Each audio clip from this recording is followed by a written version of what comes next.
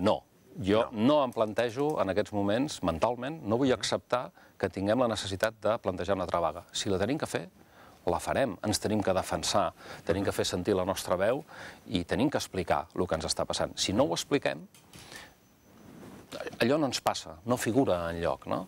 I per tant, si ho hem de fer, farem el que tinguem que fer. Però jo no em resigno a pensar el mes que ve, si passa això, tornarem a fer un tancament. No, el que toca ara és assentar-se a la taula, no cansar-se de negociar i buscar una solució. I crec que hi ha solucions. Anem al perquè de la... Avui en dia, amb la recepta electrònica, la cultura dels ciutadans ha canviat. Et venen a la farmàcia, amb la seva recepta electrònica, t'apareixen medicaments a la pantalla i et diuen no, escolti'm, doni'm el coliri i les pastilles de la presó. De l'altre no me'n doni que encara me'n queda.